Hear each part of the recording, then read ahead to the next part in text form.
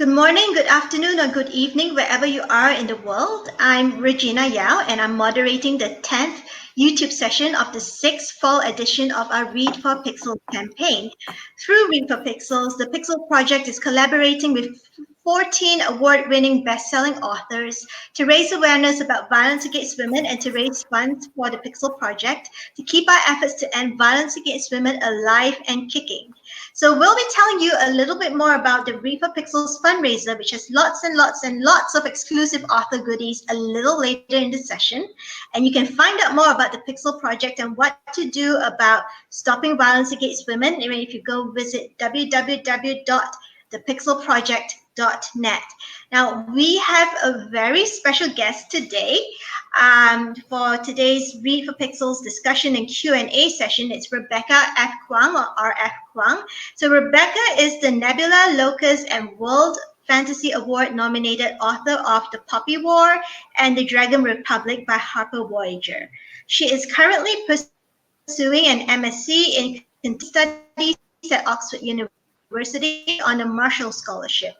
Her debut, Poppy War, was listed by Time, Amazon, Goodreads, and The Guardian as one of the best books of 2018 and has won the Prophet Award and Compton Crook Award for the best first novel. So Rebecca has also generously donated some special giveaways to the stash of the treats for donors at the Read for Pixels Rally Up fundraising page. And this treat is basically this. If you're an epic fantasy author or grimdark author, Rebecca will critique 50 work in progress. So she'll basically provide a written critique on 50 pages, any 50 pages, though it would probably make sense to send her a full chapter or something like that, not something in the middle. And she will also answer one round of a maximum of 4 questions about the critique in a follow-up email. So there are only 2 critique slots. There's 2 critique slots with Rebecca that are available to donors anywhere in the world. So you better hurry up to donate to book one for yourself, because once the slots are gone, they are gone. And right now we've raised $1,380 towards our $5,000 goal. And it's currently, sadly, our slowest fundraiser yet. So please give generously before the fundraiser ends on 15 October 2019. All the Pixel Project's work to help end violence against women, including programs like Read for Pixels, where your favorite authors get on live stream to talk about why they want to help stop violence against women. And if you are just watching this session on YouTube right now, you will also be able to ask Rebecca questions live. Just make sure you're logged into your YouTube account so that you can type your questions into the chat box to the right of the YouTube screen. And Michelle and Denisha, who are today's producers and chat box moderators, will relay them to me to read out to Rebecca to answer. And now over to Rebecca. Welcome to Read for Pixels, Rebecca. What will you be reading for us today? Thanks, Regina. I'll be reading for about 5 minutes from the prologue of The Dragon Republic. So just like content warnings, you're probably familiar if you've read The Dragon Republic that the prologue involves the death of a small child. And yeah, I think that's all you have to know. Spoilers, obviously, for the Poppy War if you have not read that yet. So here we go. Arlong 8 years prior. Come on, Mingja begged. Please, I want to see. Naja seized his brother by his chubby wrist and pulled him back from the shallows. We're not allowed to go past the lily pads. But don't you want to know, Mingja whined. Naja hesitated. He, too, wanted to see what lay in the caves around the bend. The grottos of the Nine Curves River had been mysteries to the Yin children since they were born. They'd grown up with warnings of dark, dormant evils concealed behind the cave mouths, of monsters that lurked inside, eager for foolish children to stumble into their jaws. That alone would have been enough to entice the Yin children, all of whom were adventurous to a fault. But they'd heard rumors of great treasures, too, of underwater piles of pearls, jade, and gold. Naja's classics tutor had once told him that every piece of jewelry lost in the water inevitably wound up in those river grottos. And sometimes, on a clear day, Naja thought he could see the glimmer of sunlight on sparkling metal in the cave mouths from the window of his room. He desperately wanted to explore those caves for years, and today would be the day to do it, when everyone was too busy to pay attention. But it was his responsibility to protect Mingja. He'd never been trusted to watch his brother alone before. Until today, he'd always been too young. But this week, Father was in the capital, Jinja was at the academy, Muja was abroad at the great towers in Hesperia, and the rest of the palace was so frazzled over Mother's sudden illness that the servants had hastily passed Mingja into Naja's arms and told them both to keep out of trouble. Naja wanted to prove he was up to the task. Mingja! His brother had wandered back into the shallows. Naja cursed and dashed into the water behind him. How could a 6-year-old move so quickly? Come on, Mingja pleaded when Naja grabbed him by the waist. We can't, Naja said. We'll get in trouble. Mother's been in bed all week. She won't find out. Mingja twisted around in Naja's grip and shot him an impish smile. I won't tell. The servants won't tell. Will you? You're a little demon, Naja said. I just want to see the entrance, Mingja beamed hopefully at him. We don't have to go in, please? Naja relented. We'll just go around the bend. We can look at the cave mouths from a distance, and then we're turning back. Do you understand? Mingja shouted with delight and splashed into the water. Naja followed, stooping down to grab his brother's hand. No one had ever been able to deny Mingja anything. Who could? He was so fat and happy, a bouncing ball of giggles and delight, the absolute treasure of the palace. Father adored him. Jinja and Muza played with him whenever he wanted, and they never told him to get lost the way Jinja had done so often to Naja. Mother doted on him most of all, perhaps because her other sons were destined to be soldiers, but she could keep Mingja all to herself. She dressed him in finely embroidered silks and adorned him with so many lucky amulets of gold and jade that Mingja clinked everywhere he walked, weighed down with the burden of good fortune. The palace servants liked to joke that they could always hear Mingja before they saw him. Naja wanted to make Mingja stop to remove his jewelry now, worried it might drag him down under waves that already came up to his chest. But Mingja charged forward like he was weightless.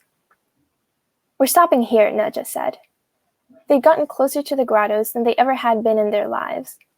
The cave mouths were so dark inside that Naja couldn't see more than 2 feet past the entrances, but their walls looked beautifully smooth, glimmering with a million different colors like fish scales.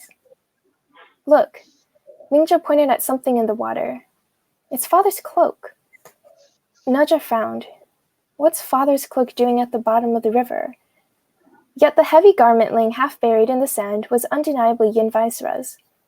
Naja could see the crest of the dragon, embroidered in silver thread, against the rich cerulean blue dye that only members of the House of Yin were permitted to wear. Mingja pointed to the closest grotto. It came from in there. An inexplicable, chilly dread crept through Naja's veins. Mingja, get away from there. Why? Mingja, stubborn and fearless, waded closer to the cave. The water began to ripple. Naja reached out to pull his brother back.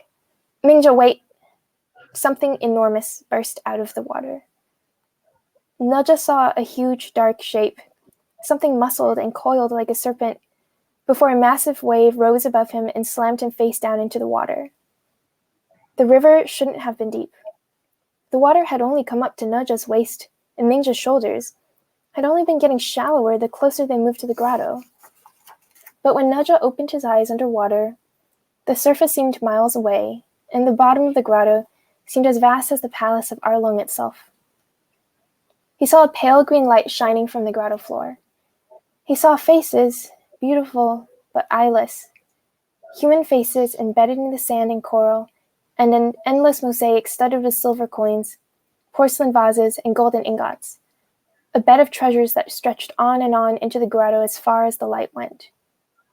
He saw a blink of movement, dark against the light, that disappeared as quickly as it came. Something was wrong with the water here. Something had stretched and altered its dimensions. What should have been shallow and bright was deep, dark, and terribly, hypnotically quiet. Through the silence, Naja heard the faint sound of his brother screaming. He kicked frantically for the surface. It seemed miles away. When at last he emerged from the water, the shallows were mere shallows again.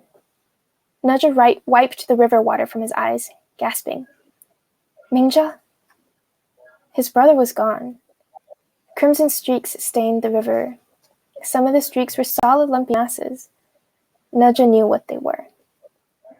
Mingja? The waters were quiet. Naja stumbled to his knees and retched. Vomit mixed into blood-stained water. He heard a clink against the rocks. He looked down and saw a golden anklet.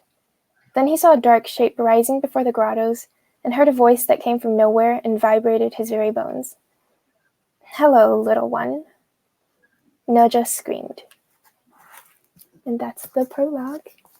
So if that doesn't put you off reading The Dragon Republic, the rest of the book should be okay for you. Thank you for the wonderfully powerful reading. So if you just joined us today, we are really, really honored to have Rebecca F. Kuang here with us live today in the studio. And we will be talking about women and girls and genre and writing and all sorts of good stuff today. So let's get started. Oh, Rebecca, by the way, the questions from the audience are rolling in. So keep them coming, everybody. So let's get the discussion started. Your books feature some really memorable female characters who are complex and motivated people with distinct personalities and characteristics, including Rin, your main protagonist, the pirate queen Moag, the viperous empress Sudaji, and Rin's female peers such as Kara and Venka. They range from women who are confident and dominant to those who are quiet and submissive, as well as women whose personalities and attitudes evolve as their story progresses. So let's start with the most basic question. What or who are your inspirations for your female characters? That's a great question. I'll start with the pirate queen Moag because it's the easiest. She's just based off the literal pirate queen from Chinese history, who's a complete badass who I think was originally either a concubine or a prostitute, probably a prostitute, killed her husband, rallied the entire fleet behind her, and ruled for a good time. She's just basically historical stand-in. Sudaji comes from the Chinese epic, The Investiture of the Gods, the Fengshen Yanyi, which is a Ming Dynasty epic that is absolutely insane. So I feel like when we talk about Chinese mythological epics, everybody's familiar with the Journey to the West, the tale of the Monkey King and his friends as they travel to protect their monk buddy. But the reason why The Investiture of the Gods doesn't receive the same kind of notoriety in the West is because there's not a great translation of it out, and also because it makes absolutely no sense.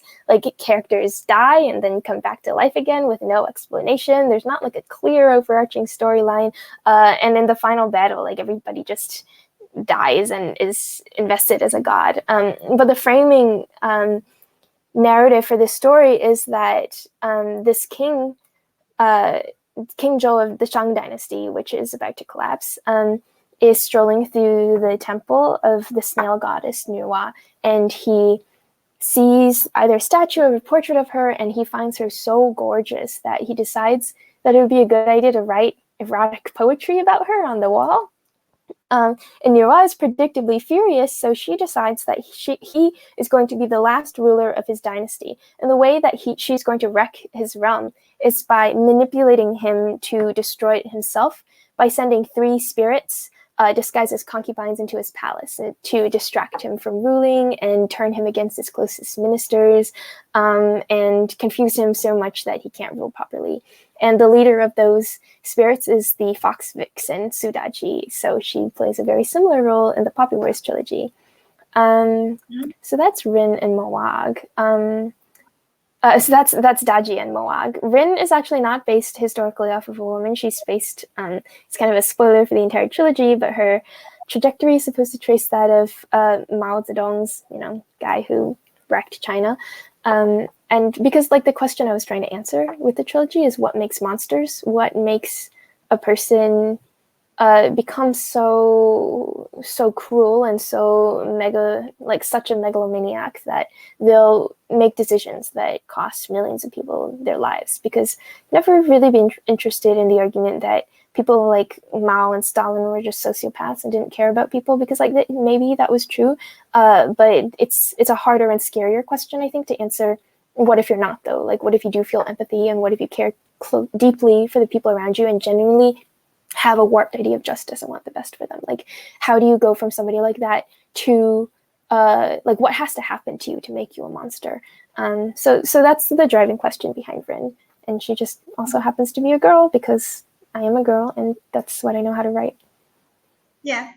And one of the, you started talking about Chinese fantasy and Chinese history, and one of the ways in which the Poppy War series distinguishes itself from many other epic fantasy and grimdark series is that it not only specifically examines and exposes the brutality of the Confucian patriarchal culture by proxy, but also provides vividly complex portrayals of women in power and rising to power in a male-dominated culture. So why did you choose to write some of your female characters in this way? And why is it important to have these kinds of characters? Yeah, I will answer this question in a roundabout way. I actually get a lot of criticism for not including enough women in the Poppy War, and a lesser extent in the Dragon Republic. Like, people say, yeah, but like all of Rin's closest friends and associates and her teachers and mentors, they're all men. And like, it's true. Like, her best friend is Katai, he's a guy. Her mentor / crush in the first book is Alton, also a guy. Her enemies to lovers to enemies again character is Naja. Like, in the central trio, like she's the odd girl out, right? And then when she joins the military, she's surrounded by men, and all her best teachers at the academy are men. And people are like, oh, that means like she's the chosen one, so she's not really a good feminist icon. Well, first of all, Rin is a really bad feminist icon. Well, I like fundamentally don't believe that we should place all the burden on like singular female characters to represent like the entirety of a sex or gender. But what I was trying to do is portray what it's realistically like when you are a woman in a place of power, but you are still in a male-dominated world. Because like many societies were historically patriarchal does not mean that there aren't stories of women in extreme power, right? Like, you had the Dowager Empress Cixi, you had many women who ruled throughout Chinese history. But like their ascension to power doesn't mean that everything was now equal. It means that they were exceptional cases and they had to do exceptional things. And the fact that they were in power kind of reduced their femininity, which is why they were accepted in the roles that they were. So I try to invert this. So every position of power in the Poppy War is actually filled by a woman, at least in relation to Rin's life. Like, the most important figure in her childhood is her aunt, the drug dealer, who has more control of this drug dealing household than the uncle does, who just like sits around and smokes all day. The grand mistress of the academy that she later attends is also a woman. The empress who rules the entire nation is a woman. But even though you have all these women in places of power, they're not doing anything to help each other. Like, Daji doesn't implement any policies like stopping child marriage or like stopping foot binding. Like even though the Grand Mistress of the Grandmaster of Synagogue Academy is a woman, she doesn't go out of her way to help the female students. The female students don't even band up and help each other, which is a phenomenon that's very common in a male-dominated world where you have only few women in positions of power, and it's unfortunate and it sucks. And that is what I try to represent. And I don't know, does that make the text not feminist enough? I have no idea, but like I try to speak to like the isolation of women, and I think it's important to tell those stories too. I mean, I thought it was feminist. Just a quick background here. I study in the same department you're studying in now, in the China Studies department, and I just to let you guys know, I did a degree in Chinese Studies too, and on women in the Chinese diaspora, and everything that Rebecca says totally chimes. And I think that the Poppy War is feminist. I mean, right at the beginning when I was reading the opening of the book, and Rin is using education as a way out from being forced to marry the old merchant.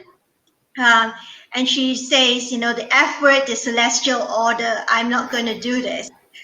At one point or another, many Chinese women and girls who come from traditional families probably said something like that to themselves when they go, so this, I don't want to have my life be, the be all and end all of my life be, getting married and having children. That's it. So it is feminist. At least from my point of view, it's feminist because even in the opening chapters, you show just how high the odds are stacked against Rin. From getting out from where she was and getting through the academy, and it's realistic.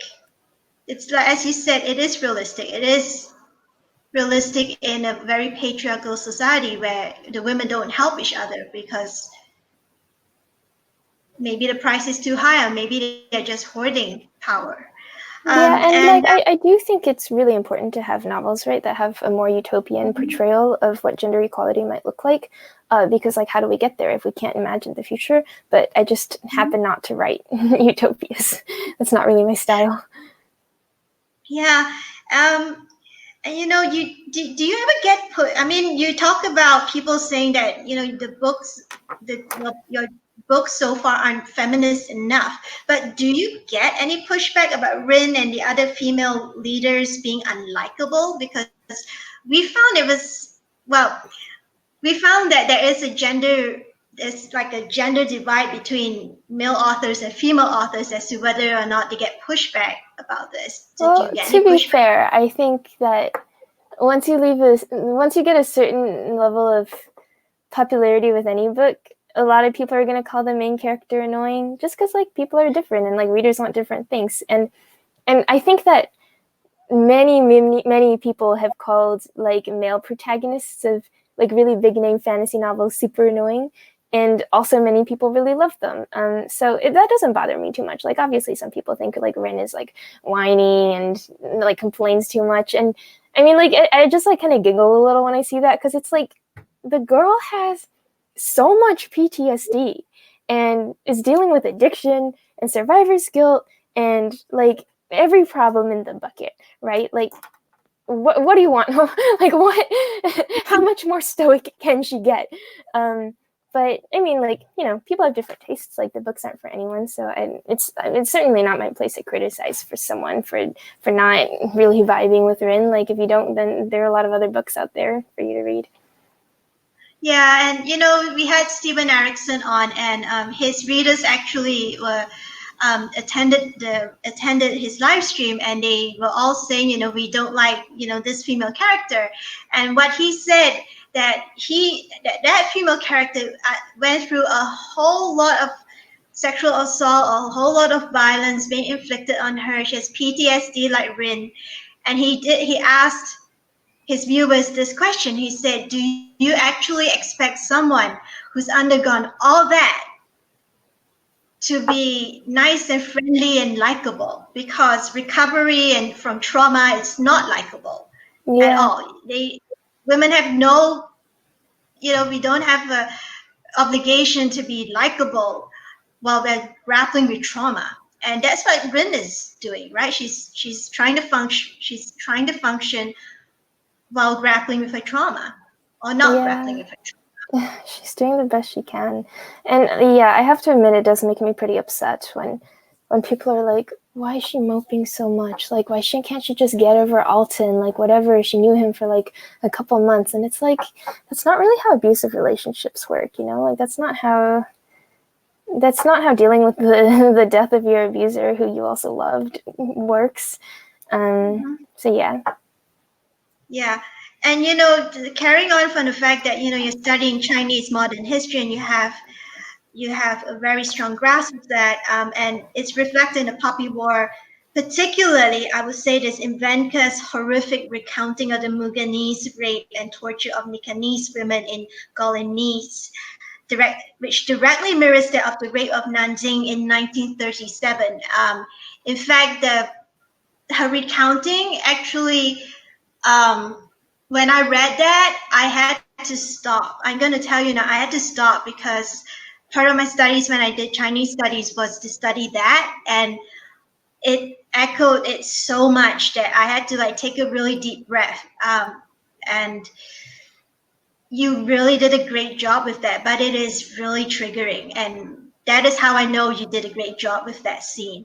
And you also once wrote a blog post about why you included atrocities in Nanjing in the Poppy War, including references to mass rape and comfort women, saying, and I quote, "Silence hurts so much worse than discussing even horrible atrocities." Do you think that presenting real-world history so starkly in fantasy can effectively get people to think and take action about violence against women? Yeah, I think so. I mean, depiction of atrocities and like going back fantasy is always kind of tricky, right? Because you want to do it in a way that's not gratuitous, that isn't there purely for aesthetic. Like, it really, really annoys me when I read novels where there's like a lot of rape going on and it's just like, oh, look how edgy this world is. And like, I do think there's like a fetishistic element to it, which like deeply disturbs me. But like the reason why those scenes bother me is because those women don't get names. And they don't get recourse, and they don't get to do anything about it. They're like set pieces, right? Like they're static characters who otherwise have no agency. And I think if you're going to do it, then you have to write about it from the perspective of those who it happened to, and you have to display the responses, right? Because then otherwise you're just kind of like using violence as decoration, which I really, really dislike. And like, not all trauma is the same. Not all atrocities are equal, right? Like, sometimes it does more harm than good to portray some things explicitly on the page, which gets up to all sorts of issues of like identity and obligation and authenticity, even though we like really hate that word now. But I guess like my specific motives for including those scenes in the Poppy War were that the rape of like nobody knows about the rape of Nanjing, right? Like, it's super weird. Like, until 1997, right? Like, when Iris Tong's book on the rape of Nanjing was published, like, I don't think like anybody in the Western world, if you asked them like, hey, do you know this happened, like, would have been able to tell you anything about it. And the fact that it took that long, like 60 years. And there are a lot of good historical reasons for this. Well, not good, like compelling historical reasons for why this happened, some of which lies in the fault of the Chinese Communist Party. I wrote my whole undergrad dissertation on this, so I won't like get into all the boring details. But the long and short of it is that like these women were done a massive disservice by history. They're still consistently overlooked in the Western world. Their stories are still not being told. And it's important to acknowledge that World War II is happening in places that didn't just include white people. World War II was happening in China, and those people suffered, and they suffered badly. And when we remember the lives lost in World War II, like, we have to remember those women too. Yeah, and I had to read that book. And it is reading that book and then reading the echo of what was described in that book in the Poppy War. One of the reasons why it's so triggering is that it was perpetuated all the way down the Pacific Rim by the Japanese, wherever there are Chinese women, including my grandmother experienced that as well. Well, she didn't get raped or anything, but they were sounding the clarion call down through all the way through to Malaysia, Singapore, and Indonesia and Brunei, saying, if you're Chinese, if you're female, the Japanese are coming. Here's what you do if you know they're coming, and they had to go run and hide. And a lot of atrocities are similar. So you did good with presenting that as this, through the Poppy War. And picking up from what you said about women, the non-acknowledgement of the atrocities for some women who are not white. What do you think that science fiction and fantasy authors can do to redress the balance in terms of acknowledging violence against non-white women? I mean, I think we write about it. I think a lot of us are already writing about it and telling those stories. I think we're in a pretty exciting period of sci-fi fantasy where you see, like, I hate the word diverse, right? Like, it's always used as this, like, oh, it's diverse, but like diverse doesn't really mean anything. Like, say like precisely what you mean, right? Like, we see more Black female writers producing stories about their experiences. We see more Asian women creating stories about their experiences, what it's like to be Asian in the US, what it's like to be Asian in North America, like that. Those are the questions I'm interested in. Like, we see Southeast Asian women writing these stories, South Asian women, etc. Like, and it's very cool. And I think like part of this is I think that like storytelling has become more democratized than it ever has been before, and a large part of that is social media. Like, you have contests like Pitch Wars on Twitter. You have like agents offering advice on how to get published. You have like all this free information and like free accessible platforms on getting your work considered by like big 5 publishers in ways that weren't really available to us before. So I think that's exciting. I think the obligation really lies on like gatekeepers of the industry, like agents and editors and publishers, to create the spaces for those stories, to recognize their commercial viability, because they sell, and they sell really well. Look at N.K. Jemisin's books. Like, people want to read these stories, and like there's the talent there, and it just has to be given that opportunity. Yeah, and it's kind of like what one review I read about Fonda Lee's Jade City book said. They said that this is the book I never knew I wanted to read. So I think it was a Taika Waititi tweet where somebody was like, "I don't want this," in response to like the trailer for Thor: Love and Thunder, or not the trailer, like some announcements about it. And I think he tweeted something roughly paraphrased as like, "You don't know what you want until I give it to you." And I was like, oh, such a big energy in that tweet, but that is how I feel. Yeah, so let's go to the questions because they're rolling in. So just before we go to questions, here's a remark from Misty306. She said, I used to work as a substitute teacher. I told students about the rape of Nanking and Guernica while they were learning about World War II. And then she says, I'm afraid to read The Rape of Nanking. It's a harrowing read. I can tell you that, Misty306. Now let's go to the other questions that have been rolling in. Let's see. The first one is, let's do a fun one. So, Fabal Fakir, do you intend to pit Nerja and Runin against each other in the very beginning?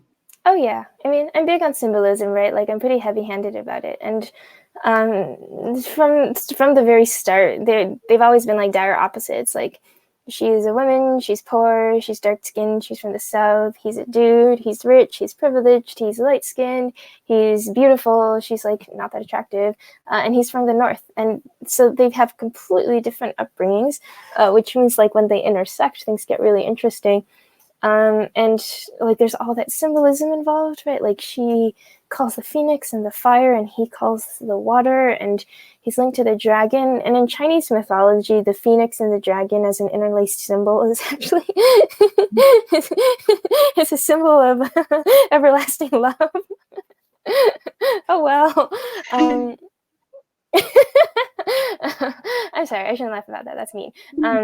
And so like they're like the yin to each other's yang, right? And yeah, so that is how they were always intended.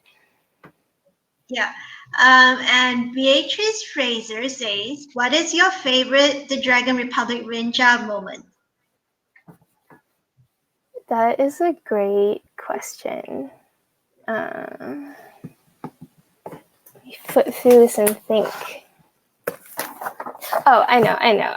It's okay. So they have like a lot of like sweet moments throughout the book, and it's great because like in the first act, I really get to show Neja in his element where he's like confident and happy and on his home turf, and like the dude loves ships, like literal like boats. Like, he loves talking about them, and he loves nerding out over them.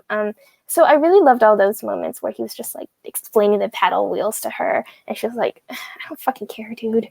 But can I swear on this? Is that okay? I'm just gonna say F. But there is a scene. There is a scene near the end of the book where, so they've been like fighting on and off about everything under the sun, and they're like not really on good terms, and the battle under the Red Cliffs is about to start, and he comes looking for her by the barracks, and he has like clearly been crying and keeps talking about this nightmare he had about how he dreamed that she was dying and he couldn't do anything to save her, and he's like trying to like pour out his entire heart to her, like he's being so emotional and vulnerable, and she's just like, are you high right now? Like what the f is going, like, are you okay? Do I need to call someone? And that, I feel like that really sums up their relationship. Yeah. Okay, so is there any clues as to what we can expect in book 3, or is that top secret? Man, like the whole thing is a big spoiler. A heartbreak, that is the clue that I will provide. Okay. Lots of heartbreak. Jaya May Idaras asks, when will be the release date of book 3? So we don't have one yet because we're going to see where we are in the process when I finally turn it in January. So it's pretty much written. But because I'm so busy with PhD applications this fall, it's taking a long time to revise. But like, you know, like the storyline's there. I just like get really picky in the later revisions because that's when like the beauty happens. Like that's when the symbolism gets put in, and that's when like the language actually starts sounding good. If I had to guess, I would say either very, very late 2020 or early 2021. So up to a year and a half after the Dragon Republic came out. So not too long. Okay. And Sean Ann says, will we be seeing more of the trifecta Aisuda, Ji, Jiang, and the Empress in TBG? You'll be seeing so much of them. I think if you're a fan of the trifecta, book 3 is going to make you really, really happy. Okay. And one more fan question before we get back to the discussion. This is an interesting one. Will we learn about how Rin escaped the Spear Massacre and who her parents were? Spoilers! I can't answer that. Okay. Oh, and you have some good wishes here from a bunch of folks. Lemma, good luck on your PhD applications. Thank you. That's very nice of you to say. I freak out about it. Good luck with your studies. I was a PhD candidate, so I know. I appreciate that. Okay, so let's get back to talking about violence and history and fantasy. So, the Poppy War series is classified by many people as grimdark epic fantasy. So there is, as we all know, and we've been talking about this, there's plenty of violence, including extreme violence against women and depictions of war.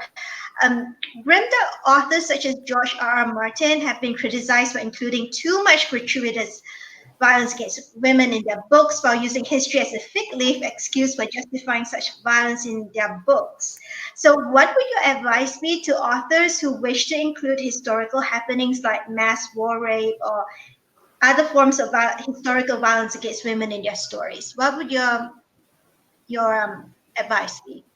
I would say if you're going to portray something happening to a group of people, that group of people can't only be mentioned for the sake of bad things happening to them.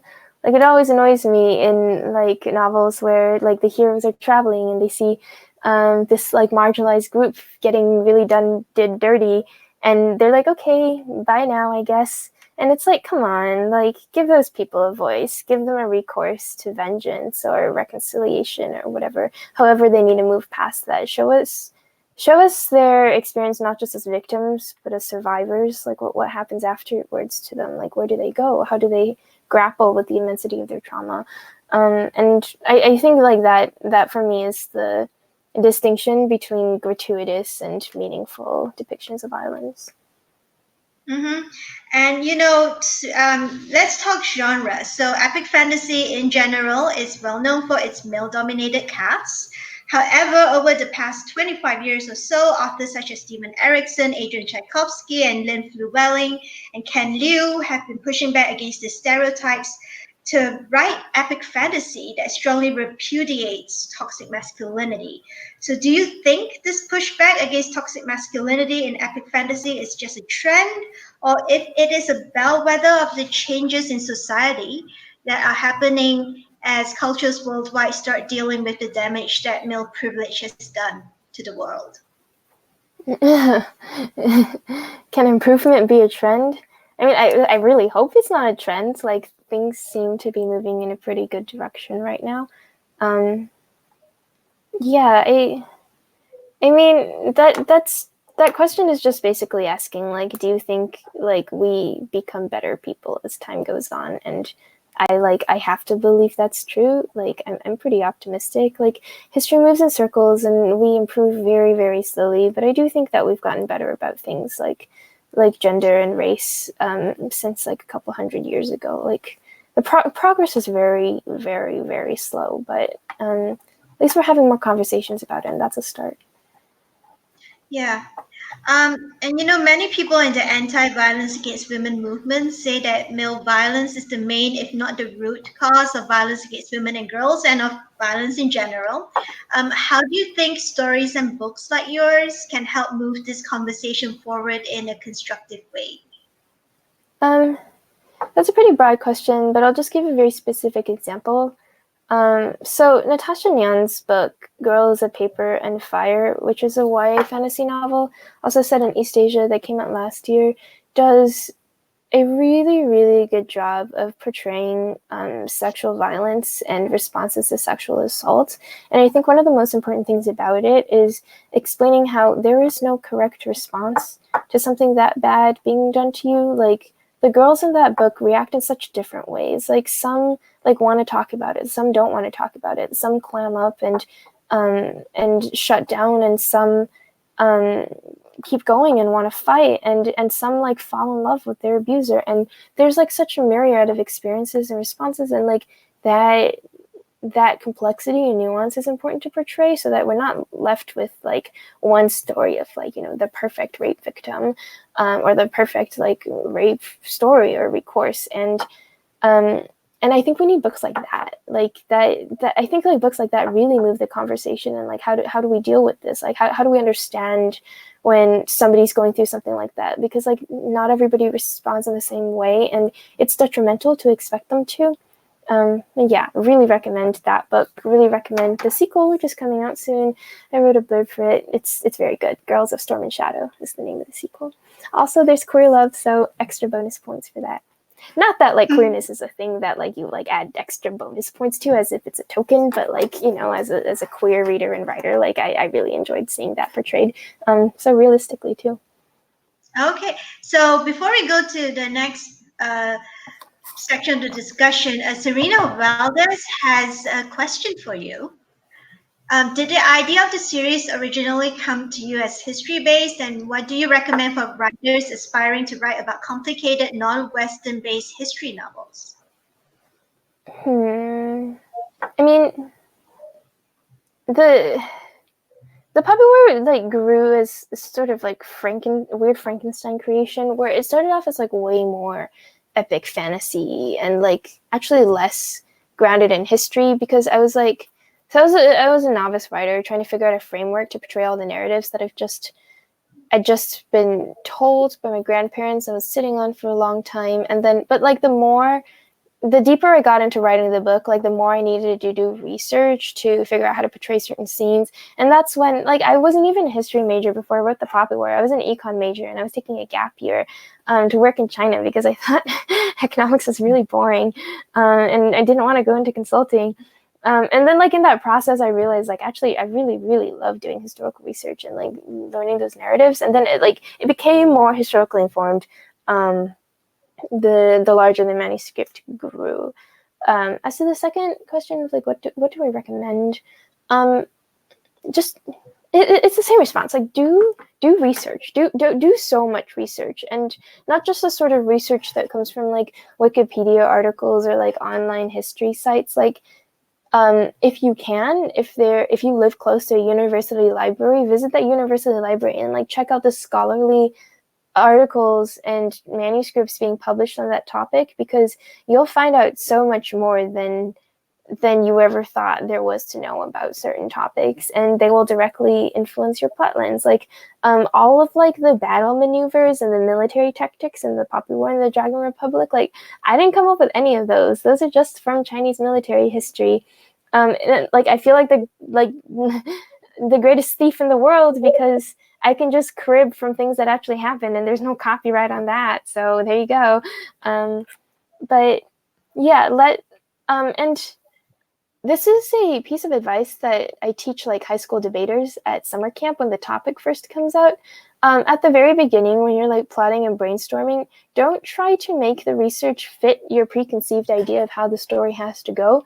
Start out like the blank slate, and as a blank slate, and just read 3 or 4 books on the subject. Read like all first 50 Google Scholar articles you can find on the subject, and then let like the evidence in the field then influence what direction you want to take it, because you might find that like your preconceived notions of how a certain event in history went down are actually very influenced by Western education, which is definitely what happened to me. Like I started writing the trilogy far more sympathetic to certain groups and political movements than I ended up feeling, based on learning a lot more about them at Georgetown, Cambridge, and probably Oxford. And yeah, I mean, like you can probably guess which historical movements those are, but and those influence like the way that I decided to change the ending of the trilogy. But yeah, read a lot of nonfiction, and not just like the pop nonfiction that you like find in Barnes and Noble. Like look up like the best scholars who are writing about that, who are doing research about that now, and like read what they're putting out.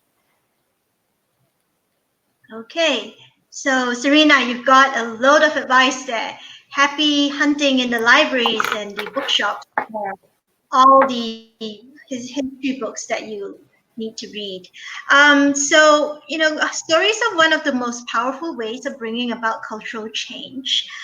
In your opinion, how can authors strike a balance in their storytelling between raising awareness about issues like violence against women while not sacrificing telling an engaging story, while not being pedantic or preachy? I don't know why there's a trade-off, right, between telling stories about certain subjects and sounding preachy. Like the context in which I hear the criticism, like, oh, this is too preachy, this is too moralistic, is when like a work of art is accused of being created by a social justice warrior who just wants to lecture their audience on like girl power and feminism. Although I will say I do hate when like any notion of like progressive representation is like co-opted as a marketing strategy. Like when that movie, like the Nutcracker and the Four Realms, like the super like CGI like holiday like weird movie came out, I kept seeing these ads on Facebook that were like, are you interested in girl protagonists? Meet like the fiercest woman yet, Clara. And I was like, this is not how you advertise a movie about a young girl to feminists or whatever. But I do really hate when people are like, you're being too preachy because you included a character of color in your book. Like, no, you're just not used to seeing that, and you think you're being lectured on having an artificially constricted worldview. So I really don't think that trade-off exists. Like, I hate like when people talk about it as if it is a trade-off. Okay, so many epic fantasy novels don't pass the Bechdel test because they're so, their focus is on male-led storylines, and sometimes they have a nearly all-male cast. So why do you think many science fiction and fantasy authors still have trouble writing stories that pass the Bechdel test, despite the fact that there are many more things that women talk about other than men? And what can you suggest for writers who want to write female conversations and relationships realistically? I mean, that just gets back to like the fundamentals of character building, right? Like, give them goals and motivations that of their own. Like, give them plot lines independent of the men in the story. Don't don't put them in the story to act as like an object to be fridged, or like, oh God, like I hate when like the mom or the girlfriend only shows up to be so sweet and adorable to be immediately killed to serve as motivation for the protagonist's man pain. But give them things that they want, that they are acting to get, that have nothing to do with sleeping with the main character. And it's like shocking how easy that is. And like, because they're going to then have conversations about how they're doing that, and that will not involve like, the other male characters, and have more than one woman, and then you've got your two elements, like Bechdel test like passed. Mm-hmm. Yeah. Oh, Serena says, thank you so much. I'm in university right now, so I'll give the live. So guys, Wait, also talk to your subject. Yes. Oh, I was just going to say to Serena, talk to your subject librarian. Like, they're shockingly helpful. They're really good at research. Just book an appointment with them, and you'll end up with like a list of 20 titles that you never would have found on the browsing site yourself. I did that all the time as an undergrad. Okay, guys, everyone, y'all, we are going to be wrapping up pretty soon. We are down to the final stretch of questions, discussion questions. If you have any questions, if anyone who's watching right now, and there are quite a few of you, if you have any more questions for Rebecca, please start typing them into the chat box so that we can get your questions answered as much as possible before we wrap up. So let's talk about geek culture. So geek culture in general, including science fiction and fantasy, has had its share of critics, saying that it's still too male-dominated despite a rising number of prominent, well-respected, and well-known female authors and creators. Plus, there's still plenty of hostile, misogynist, and sexist behavior by male geeks towards female geeks. What do you think needs to be done to make geek culture as a whole, whether it's comics or gaming or books or movies, more welcoming for women and girls? I mean, the onus like kind of isn't really on us. Like, the onus is on them. Like, accept us.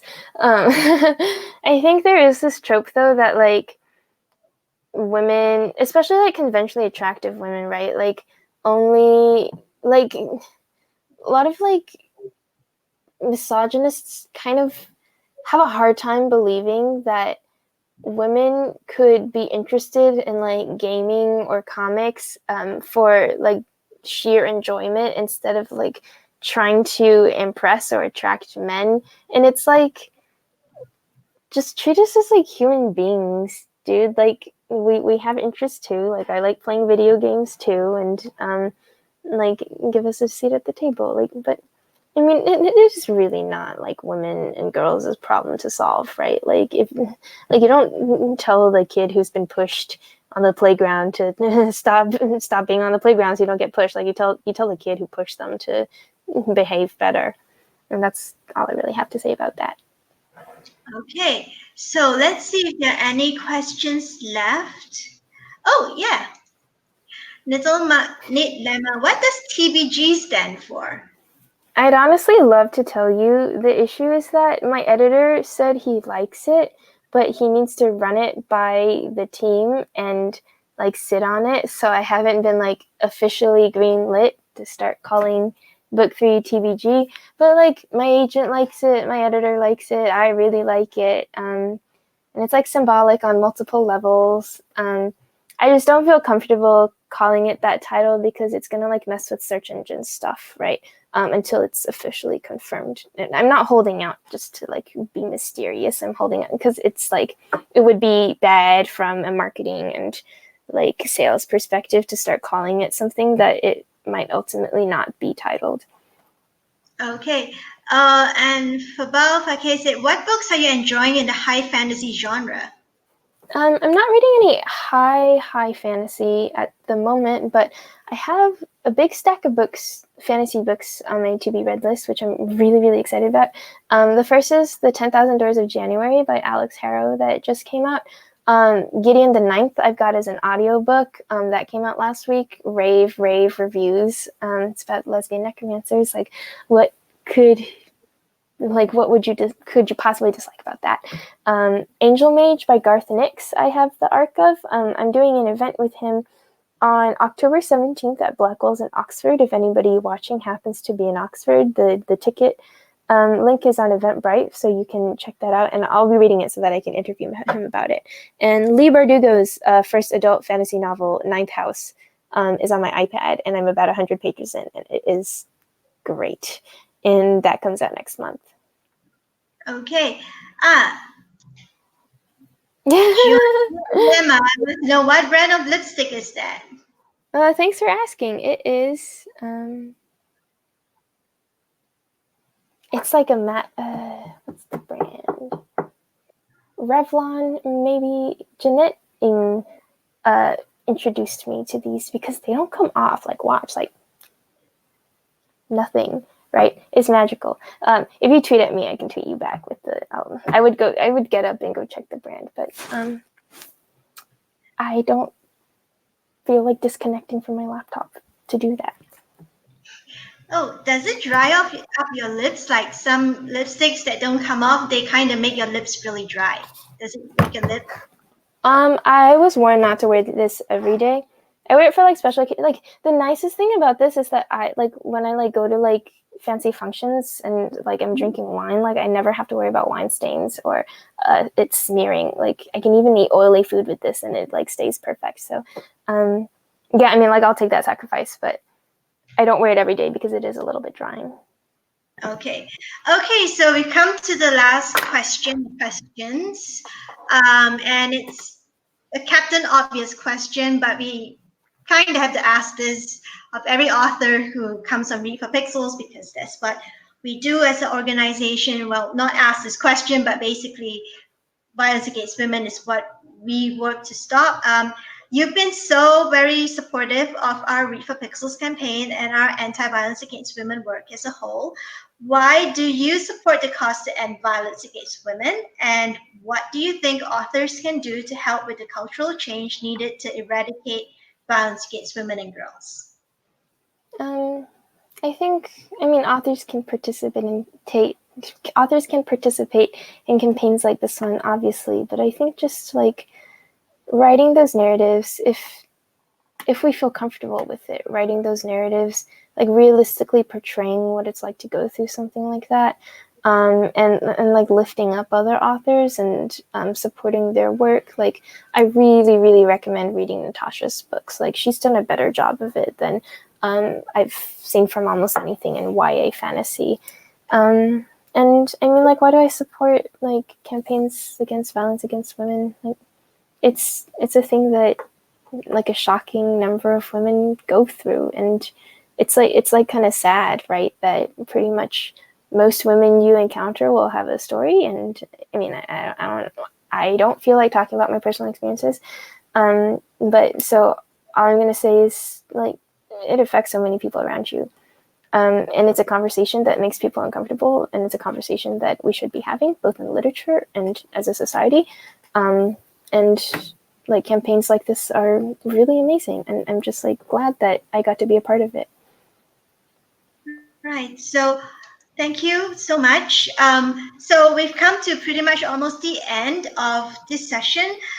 So just let's go to talking about the fundraiser that we have. Rebecca has, as we said earlier in this session, if you just joined us, Rebecca has generously donated 2 special giveaways to the stash of author goodies that we have up as treats for donors at the Read for Pixels Rally Up fundraising page. So she will critique 50 pages of your work in progress. So there's 2 of these critique sessions for fantasy authors and would be especially good for epic fantasy and grimdark fantasy writers.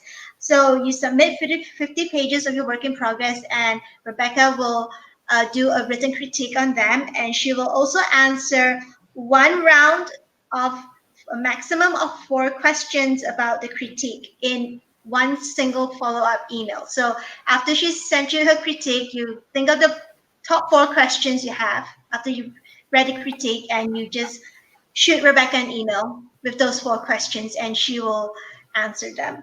And like I said, 2 critique slots only, and they're available to donors anywhere in the world.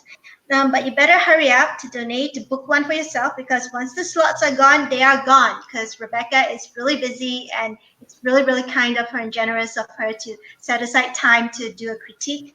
And please, please give generously. All funds go towards the Pixel Project book to help end violence against women. And there are also plenty more author goodies available from authors including Adrian Tchaikovsky, Alison Goodman, Alma Alexander, Anna Smith Spark, Hilary Monahan, and Sarah Langan. And I'm going to screen share now the little slide that we prepared, so everyone will know where to go get the goodies. So we also have, well, this week is also Goodie Bundle Week. So if you're looking for special book and swag or book and experience bundles, we have bundles of various sizes from Bradley P. Boulier, David D. Levine, Nikki Drayden, Richard K. Morgan, Nicholas Ames, and Charles DeLint. And we also have a special auction featuring some rare books from horror maestro Stephen Graham Jones. These books are so rare that you can't even get them on eBay. And you can donate to get these goodies on Rally Out at bit.ly/R4P Rally Out 2019. And it's case sensitive, so make sure you take down the link properly. The producers will be also typing the link into the chat box. And you can also bid on Stephen Graham Jones's first edition rare books at bit.ly/SGJ Charity Auction 2019. And if you want to find out about Read for Pixels, our Read for Pixels program, you go to bit.ly/Read for Pixels. There you'll find out, you can read all about the more than 120 authors who support this cause. And to find out more about violence against women and what you can do about it, you can visit the Pixel Project's website at www.thepixelproject.net. Now, Rebecca, do you have any last words you want to say to everybody before we go? Thanks so much for coming, and thank you for the great questions. That was really entertaining. And again, if anybody lives around the Oxford area, I'm doing an event on the 17th to talk to Garth Nix about his forthcoming adult fantasy, Angel Mage. So Google, Kuang, Nix, Angel Mage, Black Wolves for the Evite, and maybe I'll see you there. Yep. So thank you so much, Rebecca. And everybody, please, thank you so much for joining us today. All of you are awesome with all your awesome questions. So have a good day or good night wherever you are in the world, and have a great start to the week, everybody. Bye.